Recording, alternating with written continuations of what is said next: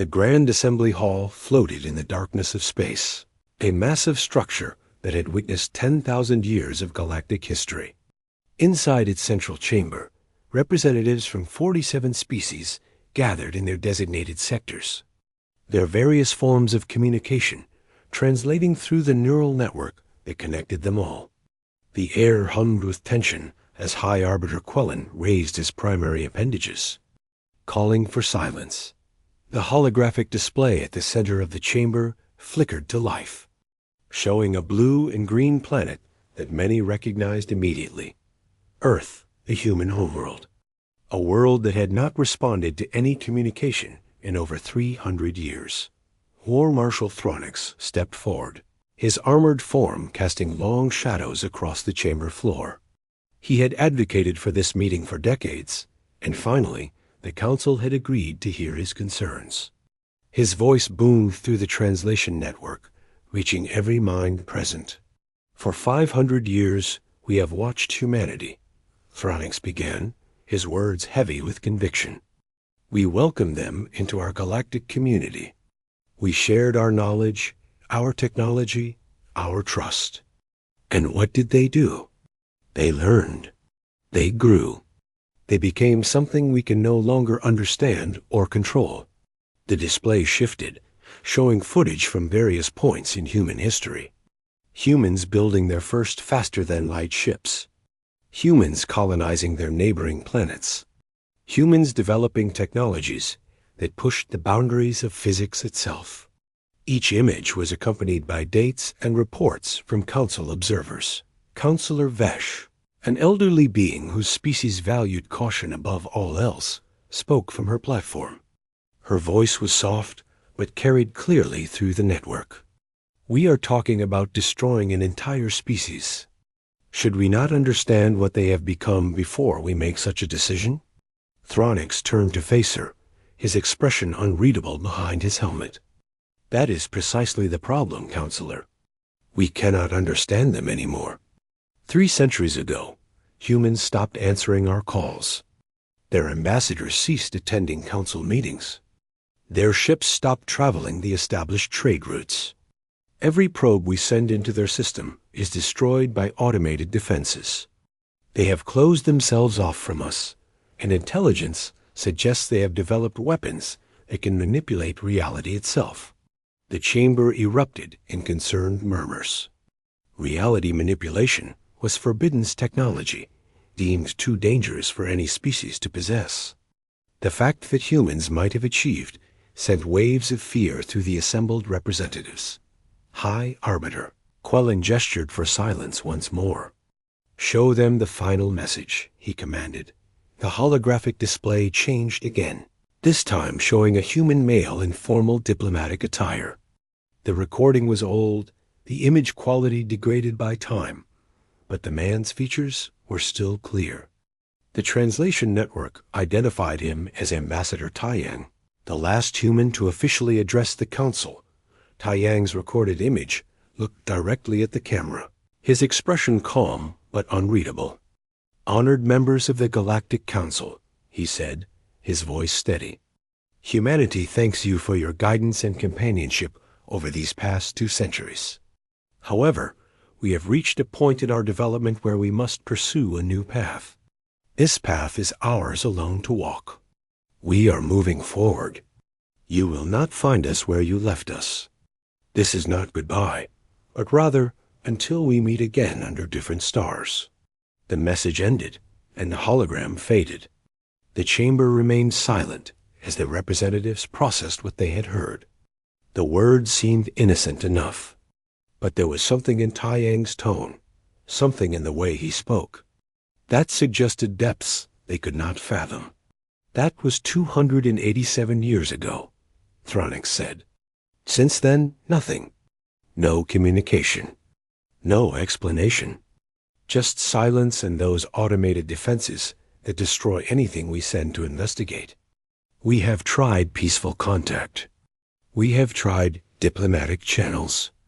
We have tried everything except the one thing that might actually work.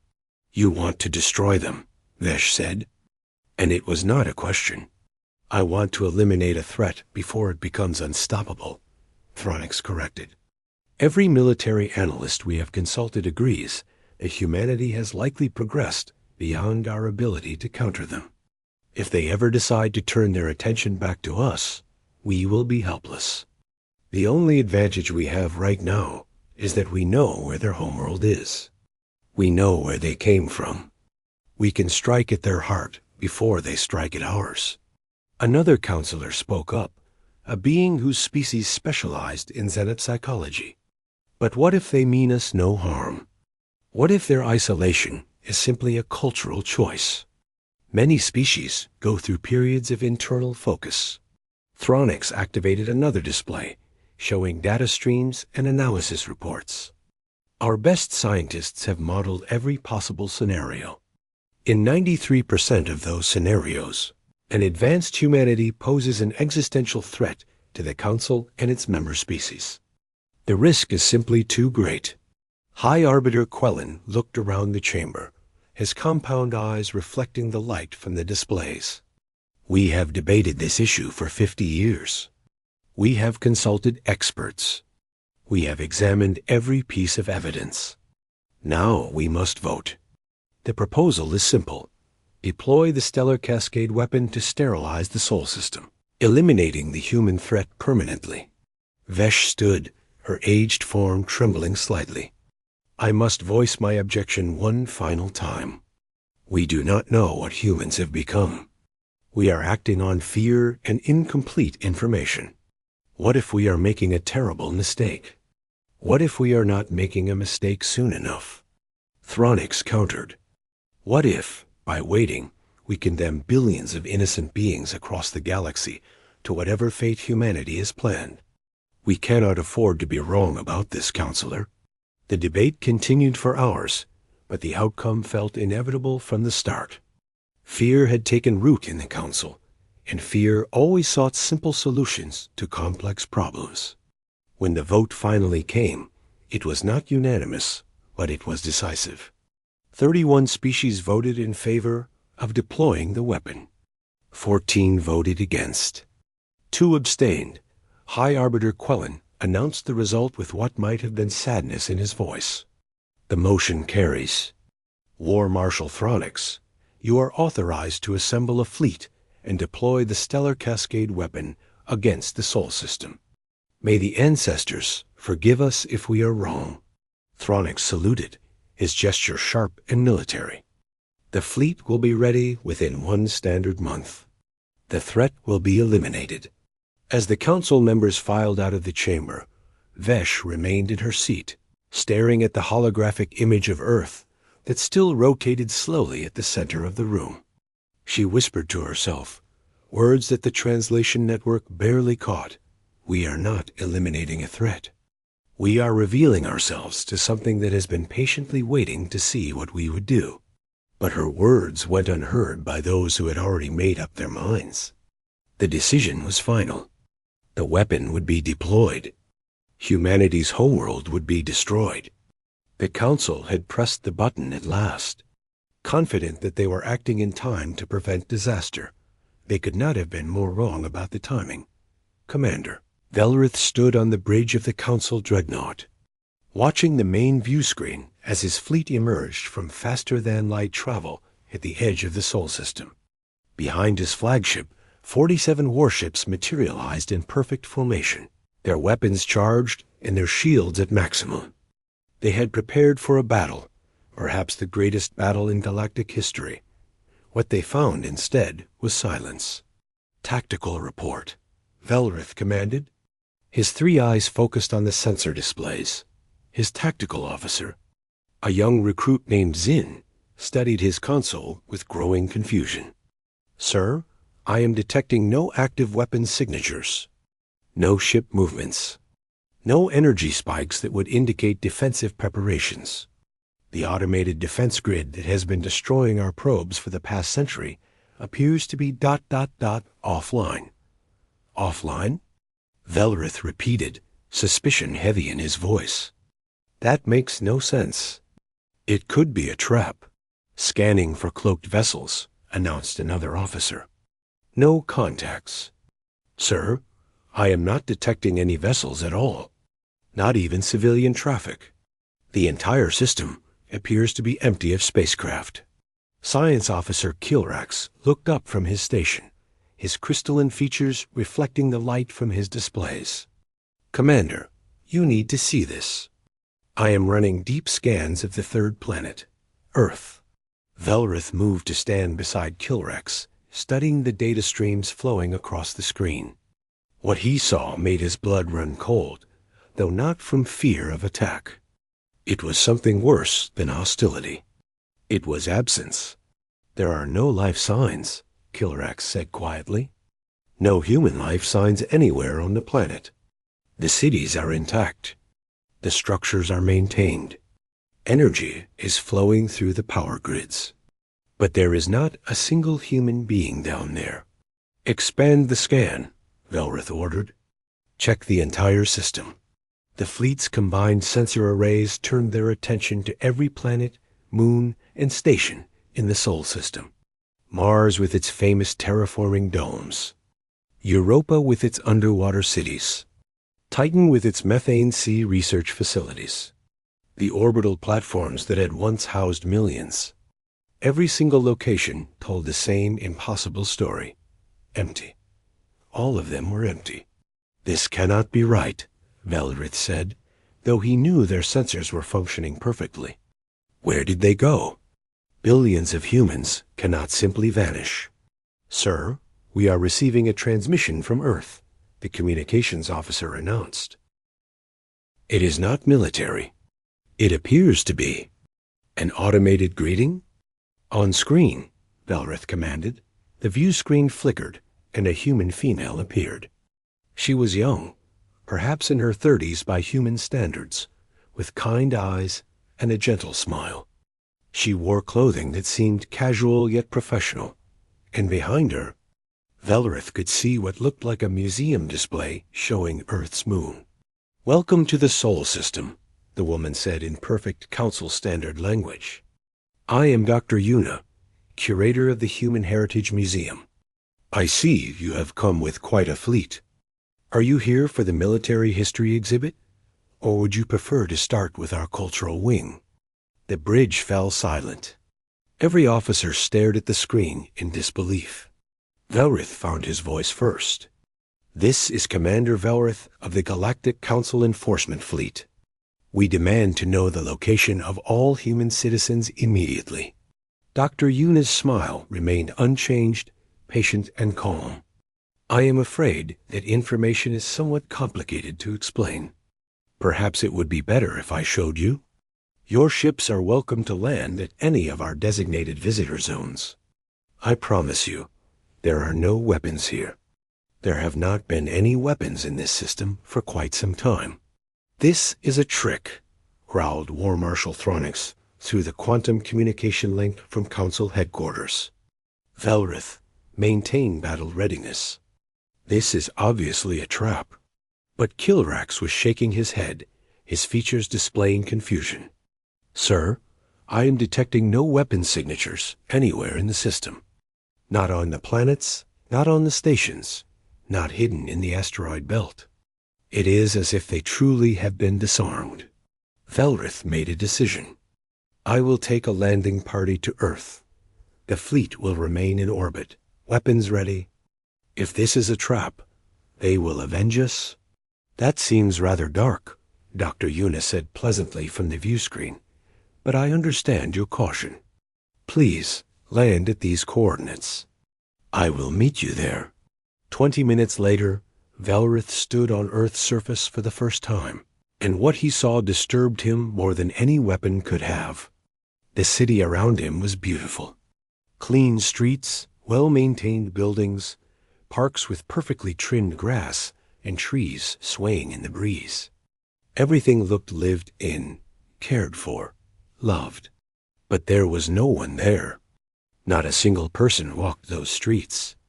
Not a single child played in those parks. Dr. Yuna approached from a nearby building, her footsteps echoing in the empty city. Up close, Velrith could see more details about her. The way she moved was slightly wrong, Too smooth, too perfect. There was something not quite real about her. "You are not human," he said. It was not a question. "That depends on your definition," Dr. Yuna replied. "I was human once. Now I am something else. An anchor, you might call me. I volunteered to stay behind in a form that you could understand and interact with. Come, let me show you what happened here." She led them through the city, pointing out various buildings and explaining their purposes. Schools where human children once learned. Hospitals where the sick were healed. Markets where people traded goods and stories. All of it empty now, all of it maintained by systems so advanced that Velrith's science officer could barely comprehend them. Where did everyone go? Kilrax asked, his curiosity overcoming his caution. Dr. Yuna stopped in front of a large building marked as the Museum of Human Achievement. They did not go anywhere. They simply became more than they were. Come inside. I have something to show you. The museum's interior was vast, filled with exhibits documenting human history from the earliest days to the final years before the transition. Dr. Yuna led them to a special exhibit near the center, labeled simply The Becoming. 287 years ago, she began, humanity reached a critical point in our development. We had mastered faster-than-light travel, genetic engineering, artificial intelligence, and quantum manipulation. But we realized that all of these technologies were just tools. The real question was, what comes next for a species that has solved all the problems of physical existence? She activated a display showing humans of various ages gathered in massive facilities across Earth and the colonies. We developed a process we called unfoldment. Not uploading consciousness into machines, not genetic modification, but something else entirely. We learned to expand our existence into dimensions beyond the 3 spatial dimensions you and I currently occupy. Velrith stared at the display, trying to comprehend what he was seeing. The humans in the images seemed to shimmer, their forms becoming less solid, more like light, like thought given shape. You left your bodies? No, Dr. Yuna corrected gently. We took our bodies with us, in a sense. We did not abandon the physical. We simply added more to it. Think of it like this. Imagine you lived your entire life in a flat, 2-dimensional world. Then someone showed you that there was an up and a down, a whole new direction you never knew existed. You would not stop being 2-dimensional. You would just be 2-dimensional and more. This is impossible, Velrith whispered. Life cannot exist in higher dimensions. Life as you understand it, no, Dr. Yuna agreed. But we redefined what life meant. One by one, family by family, city by city, we began the transition. It took decades.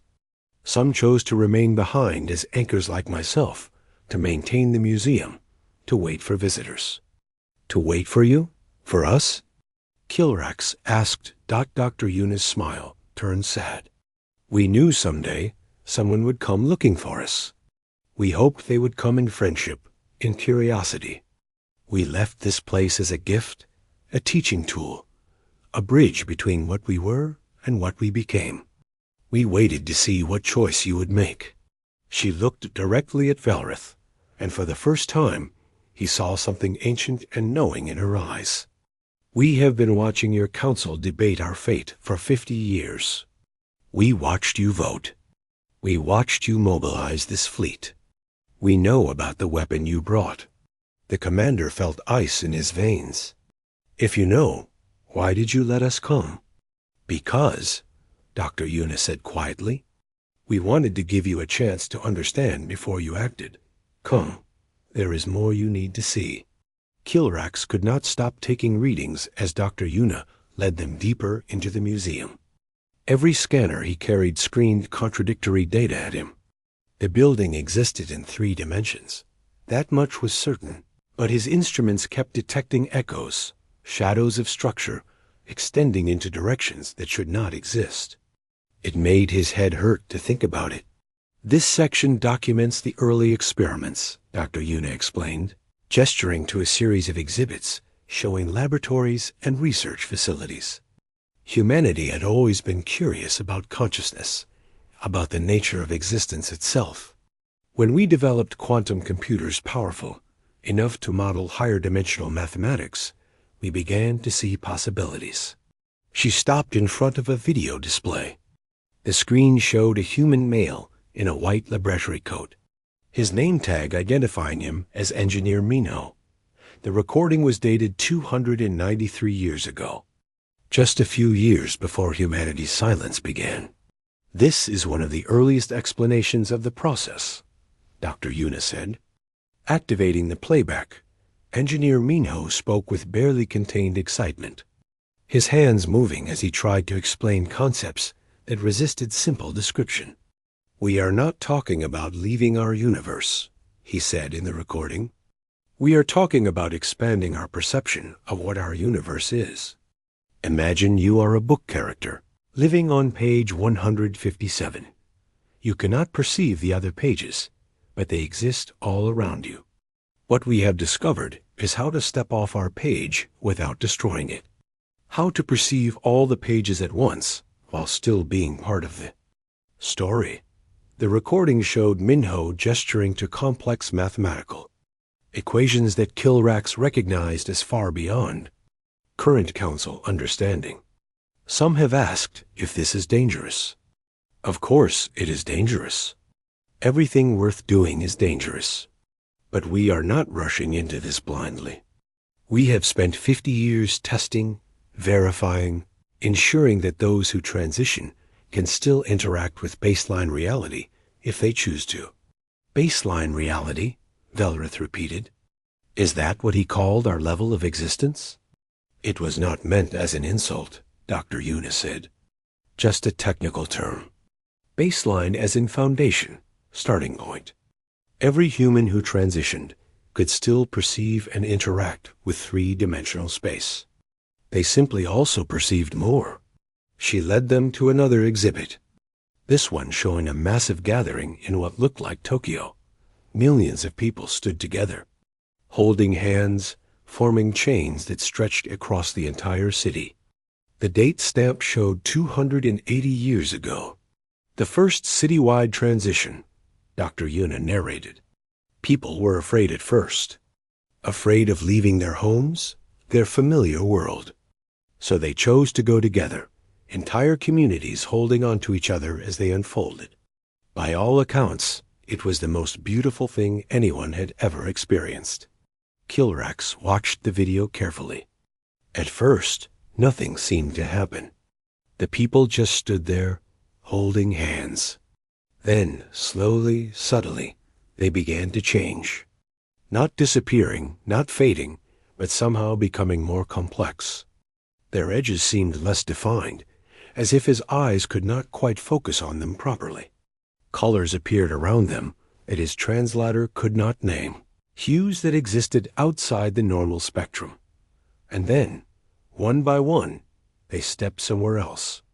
Not away, not up or down, or left or right, just else. The camera kept recording the empty street. But Kilrax had the distinct feeling that those people were still there, just existing in a way the camera could not capture. They left Earth, but took it with them, Dr. Yuna said softly. That phrase appeared a lot in the final messages. Earth was not a place to them anymore. It was an idea, a memory, a foundation they carried into their new existence. Commander Velrith studied the empty street on the video. So all of this, he gestured around the museum, the cities, the stations, everything we saw from orbit. It is all just abandoned? Not abandoned, Dr. Yuna corrected. Transformed. This is still Earth, still home. Just a version of it that exists at the intersection of your reality and theirs. Think of it as an embassy, perhaps. Common ground where both sides can meet. Another voice came from the speakers in Velrith's suit. War Marshal Thronix, listening from the fleet above. This is insane. They expect us to believe that an entire species just evolved into higher dimensions. That they left their world behind, but somehow it is still theirs? This has to be a trick, some kind of mass illusion. Dr. Yuna looked up, as if she could see through the ceiling to the ships in orbit. I understand your skepticism, War Marshal. Would you like a demonstration? Before anyone could respond, the museum around them changed. Not dramatically, not violently, but with a subtle shift that made Kilrax's instruments scream warnings. The walls remained walls, the floor remained floor, but they also became something more. He could see them from angles that should not exist, perceive their structure in ways his brain was not designed to comprehend. And then he saw them. Humans, hundreds of them, thousands, walking through the museum in the same space he occupied, but somehow not colliding with him. They looked like people, normal humans going about their day, but they were somehow more present than anything else in the room. They shone with an inner light, moved with grace that suggested perfect control over every atom of their being. One of them, a woman carrying what looked like a small child, walked directly through Kilrax. He felt her pass through him like a warm breeze, like a memory, like a dream. She never even looked at him. To her, he realized, he might be the ghost. They are here, Dr. Yuna said simply. They have always been here. You just could not see them before. They exist in the same space you do, but also in spaces beyond that. Most of the time, they do not bother manifesting in a way you can perceive. They have other concerns now, other interests that exist beyond your ability to understand. The vision faded, and the museum returned to its empty appearance. Kilrax found himself shaking, his instruments still displaying error messages from what they had just tried to measure. Velrith's voice was steady, but barely. If they are so advanced, why did they leave this place? Why maintain a museum for us to find? Because humans remembered what it was like to be limited, Dr. Yuna answered. They remembered the fear of the unknown, the desire to understand, the hope that others might join them someday. This museum is their gift to the younger species of the galaxy. A promise that evolution does not have to mean extinction, that advancement does not require leaving everything behind. She walked to a final exhibit, this one showing a recorded message. The face on the screen was that of a woman in her 50s. Identified as Engineer Sora, she had kind eyes, though they held depths that suggested she saw far more than any normal human should. If you are watching this, Sora said in the recording, then you have found Earth. You have seen that we are gone, or at least gone from where you expected us to be. Please understand that we meant no threat to you. We simply grew. Every species reaches this point eventually, if they survive long enough. They face a choice: remain as they are, comfortable but static, or risk transformation into something new. The recording showed Sora looking directly into the camera with an intensity that made Velrith feel exposed. We chose transformation. We chose to become more. And we left this place as a school, a library, a signpost for those who come after. If you have come in friendship, you are welcome to study everything here. Learn from our history. Perhaps when you are ready, make the same choice we did. Sora's expression grew sad. But if you have come to destroy what we left behind, if you have come in fear and hatred, then know this: you cannot harm us. We exist beyond your weapons now, beyond your reach. You can only harm yourselves by destroying this bridge between our peoples. The message ended. The exhibit fell silent. In the quiet, Kilrax finally found his voice. Commander, they knew. They knew we would come. They knew what we planned. Dr. Yuna nodded slowly. We have been watching you debate our fate for 50 years. Every probe you sent, we examined. Every spy who tried to infiltrate the system, we observed. We knew you were afraid. We understood. Fear of the unknown is natural. But we hope that when you finally came, when you finally saw what we had become, you would choose understanding over destruction. She looked at Commander Velrith with ancient eyes. The Council voted to destroy the Sol system.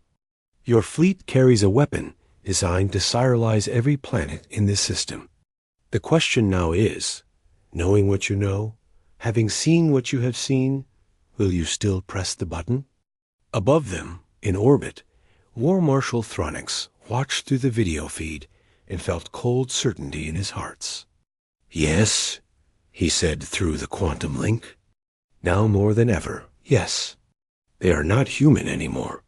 They are something else, something we cannot fight or contain. If we do not destroy their anchor point now, we will never be safe. Velrith closed his eyes. Marshal, with respect, I do not think we can destroy this place even if we try. Then we must try harder, Thronix replied. Prepare the stellar cascade. Target Earth. Fire when ready. The alarm sounded across Commander Velrith's suit communication system, harsh and urgent. In orbit above Earth, the fleet's flagship was powering up the stellar cascade weapon. Velrith felt his stomach drop as he realized War Marshal Thronix was not waiting for confirmation, not waiting for a final report. The Marshal was acting now. All personnel, evacuate to the shuttles immediately. Velrith commanded his landing party. We have maybe 10 minutes before this planet is hit with enough energy to crack it open like an egg. Dr. Yuna stood calmly in the center of the museum, seemingly unconcerned by the panic around her. You do not need to run, she said quietly. But I understand if you feel you must. Kilrax hesitated at the door, his scientific curiosity warring with his survival instinct. What will happen when they fire? I honestly do not know, Dr. Yuna admitted. This will be the first time anyone has tried to destroy something that exists partially outside their reality. It will be educational, at least. In orbit, the stellar cascade weapon was almost ready. It was a terrible device, a weapon of last resort that the Council had only used 3 times in 10,000 years. It worked by collapsing a star's fusion reaction into a directed beam, channeling the power of stellar death into a single point. Nothing could survive it. Mountains turned to vapor. Oceans boiled away. Atmospheres stripped off into space. Even the planet's core would crack under the assault. War Marshal Thronix watched the charge indicators climb toward full capacity. Around him on the command ship's bridge, officers worked in tense silence. Some of them looked uncomfortable with what they were about to do, but none dared question the Marshal's orders. Sir, the weapon will be ready to fire in 5 minutes, the weapons officer reported. Good, Thronix replied. The instant we have full charge, fire. Target the museum complex where Velrith is located. Destroy their anchor point first, then sweep the rest of the planet. Down on Earth, Velrith and his team had reached their shuttle when reality began to shimmer. The air itself seemed to ripple, like heat waves rising from hot pavement, except the distortion extended in directions that hurt to look at. The empty city around them suddenly did not feel empty anymore. Dr. Yuna had followed them outside, and now stood looking up at the sky. He is coming, she said. Captain Hajun. He served in Human Defense Forces 200 years ago, before the transition. When he heard about your fleet, about your weapon, he asked if he could try to speak with you one final time. Who is coming? Velrith demanded. We need to leave now. The shimmering intensified, and then something stepped into 3-dimensional space from somewhere else. Velrith's first thought was that he was looking at a human man in military uniform. His second thought, the one that came as his brain tried to process what his eyes were seeing, was that his first thought was horribly inadequate. Captain, Hajun looked like a man, the way a sculpture looks like the thing it depicts. He had the shape of humanity, the basic structure, but his existence extended beyond that form in ways that made Velrith's vision blur, and his head ache. Colors that had no names rippled across his uniform. His edges seemed to exist in multiple places at once.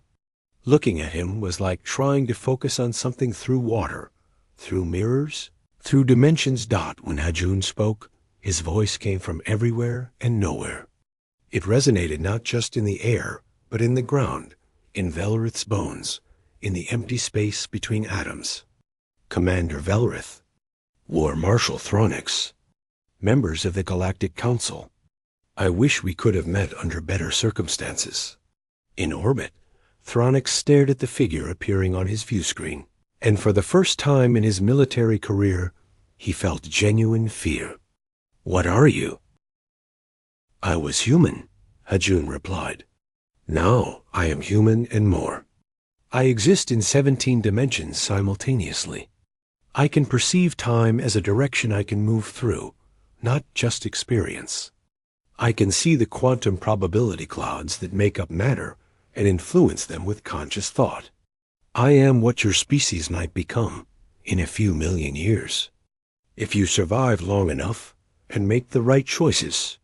He turned to look directly at the camera feed from Thronix's ship, and despite the impossible distance, Velrith knew Hajun was seeing the Marshal as clearly as if they stood face to face. You have built a weapon. You intend to use it to destroy Earth, to eliminate what you perceive as a threat. I am here to tell you 3 things. Hajun held up one hand, and reality rippled around his fingers. First, you cannot destroy us. We exist beyond your weapon's reach. You can no more harm us with that device than you could harm sound by attacking the speaker that produces it. We are the song, not the instrument. A second finger extended. Second, you can destroy this museum. You can eliminate the bridge we built between your existence and ours. You can remove the gift we left for younger species. That is within your power. A third finger. Third, if you do this, if you choose destruction over understanding, you will mark yourselves. Every advanced species in this region of space will know that the Galactic Council responded to peaceful transcendence with attempted genocide. You will show the universe exactly who you are. War Marshal Thronix's voice came harsh through the communication link. You speak of gifts and bridges, but all I see is a species that abandoned the galactic community without explanation, that developed forbidden technologies, that transformed themselves into something incomprehensible and potentially threatening. How are we supposed to trust you? You are not supposed to trust me, Hajun said, and his voice carried something that might have been sadness. Trust is built through time and interaction, neither of which you have given us. You went from suspicion to execution without ever asking us what we had become or why. The weapon charge indicator on Thronix's display reached 90%. His finger hovered over the firing authorization. You have 1 minute to convince me not to fire. Hajun looked at Velrith, at Kilrax, at the other members of the landing party who stood frozen in terror and wonder. I cannot convince you of anything in 1 minute, but I can show you what you are about to do. He gestured, and suddenly everyone with a visual feed from Earth saw something impossible. They saw Earth as it existed across multiple timelines, multiple dimensions. They saw it as it was, a blue jewel hosting the museum. They saw it as it would be after the weapons strike, a broken, dead rock floating in space. But they also saw it as it existed to the transcended humans, an anchor point, a beacon, a home that existed simultaneously in their old reality and their new one. And they saw the humans themselves. Millions of them, billions, existing in and around and through Earth in ways that three-dimensional beings could barely perceive. They were everywhere and nowhere, present but untouchable, watching this moment with what might have been hope or might have been resignation. We left you this place as an invitation, Hajun said. We hoped that someday other species might follow the path we took. We hoped we could help guide them, teach them, Show them that transformation does not mean death. But if you destroy this anchor, you sever that connection. You tell us that fear is stronger than curiosity, that violence is easier than understanding. The weapon charge hit 95%. Thronix's hand moved toward the firing control. Your pretty words do not change the facts. You are a threat. Threats must be eliminated. Then eliminate us, Hajun said, and his voice carried no anger, only infinite sadness. Press your button. War Marshal. Fire your weapon. Destroy this museum, this gift, this bridge between worlds. Show the universe who the Galactic Council truly is. Velrith found his voice. Marshal, please. Wait. We need more time to understand what we are dealing with here. We have had 300 years to understand, Thronix shot back. Time is the one thing we have wasted enough of already. The weapon charge indicator hit 100%. A tone sounded on the bridge, indicating ready status. The weapons officer looked at Thronix, waiting for the command. Dr. Yuna stepped forward, standing beside Captain Hajun. If you must do this, she said, then know that I will go with it. I am the anchor. When you destroy Earth, you destroy me. I volunteered for this role, knowing it might end this way. I just hoped it would not. Thronix hesitated for 1 second. Just one, as he looked at the human woman who was choosing to die rather than abandon her post. Then his military training reasserted itself. Sentiment was a luxury. Security was paramount. Fire, he commanded. The weapons officer pressed the activation control.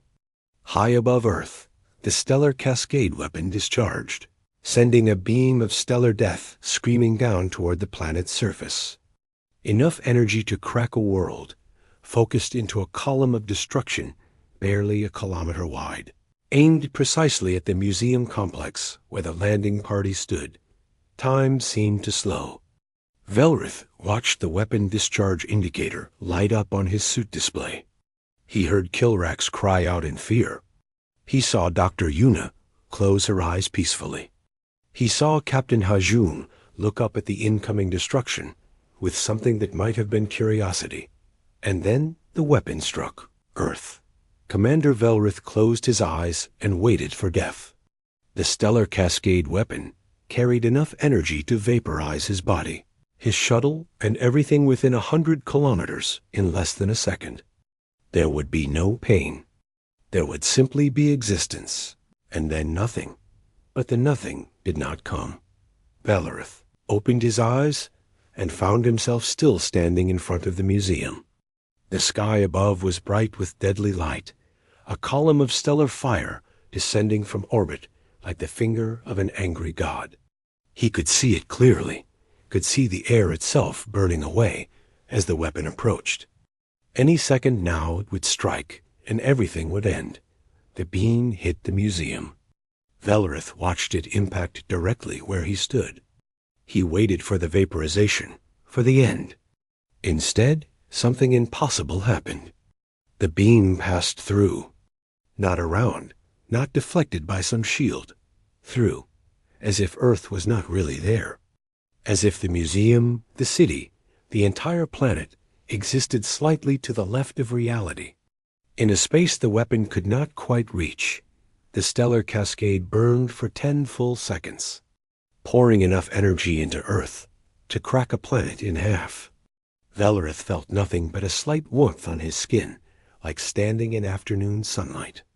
Around him, the buildings stood unchanged. The grass in the museum gardens did not even singe. The weapon that had destroyed worlds, that had ended civilizations, that represented the Council's ultimate power, passed through Earth like light, light through glass dot, and then it stopped. The beam cut off, leaving only silence and the smell of ozone in the air. What just happened? Kilrax whispered, checking his instruments with shaking hands. That weapon hit us. It went right through us, through the planet. That should not be possible. Captain Hajun still stood beside them, his form rippling with colors that had no names. When he spoke, his voice carried something that might have been resignation. You aimed at where we were, War Marshal. But we have been gone for so long that even this museum exists partially outside your spacetime. You tried to kill a ghost. Up in orbit, chaos reigned on the fleet flagship's bridge. Sensors showed the weapon had fired correctly, had struck its target, had delivered its full payload of energy. But Earth was still there, undamaged, untouched, impossibly intact. Marshal Thronix stared at the readouts in disbelief. Fire again. Full power. Hit every location on that planet. Sir, the weapon needs 12 hours to recharge, the weapons officer reported. But even if we had the power now, the readings show that our attack had no effect. The energy passed through the target as if it was not there. It is there, Thronix snarled. We can see it. Our sensors detect it. It must be some kind of shielding technology we do not understand. Dr. Yuna spoke up from her position on the planet's surface, her voice calm as it broadcast to the fleet. It is not shielding, War Marshal. Shielding blocks or absorbs energy. What you just experienced is something different. Earth exists in your three-dimensional space, yes, but it also exists in spaces beyond that. Your weapon can only affect three-dimensional matter. We are three-dimensional and more. She gestured to the undamaged museum behind her. This building is here, but it is also there in dimensions you cannot perceive. Think of it like trying to damage a tree by attacking its shadow. You can wave your weapons through the shadow all day, but the tree remains untouched because the shadow is not the tree itself. It is merely an echo, a projection, a small part of something larger. Captain Hajun took a step forward, and despite the vast distance between Earth and the fleet, everyone in the ships above felt his presence like a weight on their consciousness. Let me show you what you actually tried to destroy. Reality shifted, not violently, but with the inevitability of a sunrise. Suddenly, the fleet's view screens showed something their sensors had not detected before. Earth was still there, blue and beautiful, but around it, through it, extending into directions that made no sense, they saw the truth. Humanity had not left. They were everywhere. Billions of conscious beings existing in and around the planet, in the space between space, in dimensions folded so tightly that entire civilizations could exist in the width of an atom. It transcended humans moved through realities like fish through water, completely unaware of the three-dimensional world except when they chose to notice it, and they were, not just around Earth, the sensors that finally managed to adjust to. Higher dimensional perception showed human presence throughout the solar system, throughout the sector, spreading out into the galaxy like an invisible web. They had been there all along, existing alongside the Council's civilization, but in spaces the Council had never known to look. How long? Thronix demanded, his voice hoarse. How long have you been this widespread? We began expanding beyond Sol System about 200 years ago, Hajun answered. We do not travel the way you do, in ships through three-dimensional space. We simply step from one location to another through dimensions you cannot perceive. By your standards, we move faster than light, faster than thought. We have been to the other side of the galaxy, and back in the time it took you to mobilize this fleet. Velrith felt something break inside him. The realization of what the Council had tried to do, and how utterly pointless it had been. You are everywhere. You have been everywhere. You could have destroyed the Council any time you wanted. We could have, Hajun agreed. But why would we? You are not our enemies. You are simply younger than us, earlier in your development. We remember what that was like. We remember fear of the unknown, suspicion of the different, the desperate need to control our environment. We do not hate you for it. Another figure materialized beside Hajun, a woman who introduced herself as Engineer Sora. Unlike Hajun's military bearing, she carried herself like a teacher, gentle but firm. The Council has been afraid that humanity would return and conquer them. That fear drove you to build your weapon, to mobilize your fleet, to press your button. But you were 300 years too late. She looked up at the fleet with eyes that seemed to see through the ship's hulls, through the armor, through the very atoms of their construction. We moved beyond conquest when we moved beyond mortality. What use is territory to beings who can exist anywhere? What use is resources to those who can manipulate matter at the quantum level? What use is power to those who have transcended the very concept of limitation?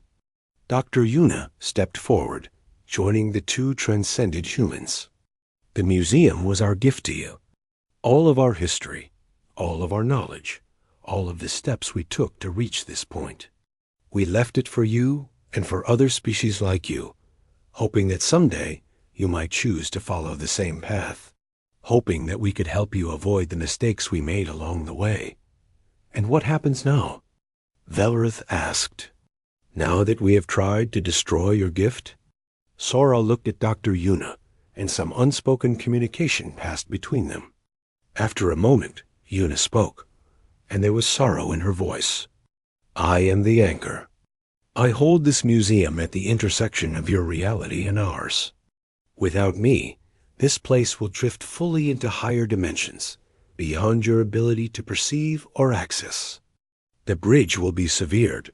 You are leaving? Kilrax asked, sudden panic in his voice. But we barely understand any of this. We need more time to study, to learn. You had 300 years, Hajun said, not unkindly. You chose to spend it in fear rather than curiosity. You chose to build weapons rather than send scholars. You chose to press the button rather than ask questions. Actions have consequences, even when those actions fail to achieve their intended purpose. Counselor Vesh's voice came through the communication link from Council headquarters. She had been listening to everything. Please, do not close this door. Some of us wanted to understand. Some of us argued against the weapon. Do not punish all of us for the fear of some. Sora turned her gaze toward wherever Vesh was speaking from, and despite the impossible distance, Vesh felt seen. This is not punishment, Counselor. This is protection. For both of us. You have shown that you perceive transcended humanity as a threat. As long as you believe that, as long as that fear exists in your hearts, this museum represents a vulnerability. Not to us, but to you. How is it a vulnerability to us? Thronix demanded. Because every time you look at it, every time you study what we left behind, you will be reminded of how far beyond you we have moved, Hajun explained. That reminder will fester. It will become resentment, then hatred. You will build bigger weapons, develop new strategies, convince yourselves that next time you will succeed in destroying us. Your entire civilization will orient itself around a threat that does not exist, wasting resources and energy that could be spent on your own development. He looked directly at Thronix, and a war marshal found he could not meet that gaze. By removing the museum, we remove the reminder. You can go back to your normal existence, your normal concerns. You can evolve at your own pace, in your own way. Perhaps in a few million years, when your species has matured, we can try again. A few million years? Velrith repeated. That is longer than our entire recorded history. Yes, Sora said simply. We are patient. We exist outside of time as you understand it. We can wait. Dr. Yuna walked up to Velrith and placed a hand on his shoulder. Her touch felt warm, real human. I volunteered to be the anchor because I believed that other species would want what we had found. I believed they would come in friendship and wonder. I was wrong about the timing, but I still believe I was right about the possibility. Someday, Your species or another will be ready. Until then, we will be here, waiting in the spaces between your spaces." She began to fade, her form becoming transparent. Around them, the museum started to change. The buildings became less solid, more like dreams or memories. The grass beneath their feet felt suddenly insubstantial, as if they were standing on clouds. "Return to your ships," Hajun advised. "This planet will remain, but it will be empty in ways you can perceive. A dead rock floating in space, nothing more. The gift is being withdrawn." Velrith and his team ran for their shuttle. As they lifted off, they watched the transformation accelerate. The cities below them faded like morning mist. The carefully maintained parks and buildings dissolved into nothing. By the time they reached orbit, Earth looked different. The sensors showed it as a barren world, atmosphere thin, surface cold, and dead. Nothing like the living museum they had walked through an hour ago. "What did they do?" Kilrax asked, his voice breaking. "They took it with them," Velrith answered. "The real Earth, the one that mattered. They left us the husk, the three-dimensional shadow. We destroyed nothing because there was nothing we could destroy." Hajun's voice echoed one final time across every ship in the fleet, across every communication channel the Council used, simultaneously reaching every member species in their own territories. "You pressed the button. It did nothing. You were too late by 3 centuries. But perhaps being too late saved you from something worse." His presence seemed to fill the entire system, existing everywhere at once. "You tried to kill us when we were already gone. You cannot hurt what exists beyond your reach. Remember this, Galactic Council. Remember that you chose violence over understanding. Remember that your greatest weapon was useless. And ask yourselves, what does that tell you about your place in the universe?" And then, like a door closing, the presence vanished. The feeling of being watched disappeared. The weight of higher dimensional consciousness lifted from their minds. Earth floated before them, dead and empty. Just another barren rock among billions. War. Marshal Thronix stared at the planet on his view screen, his hands shaking. "Retreat.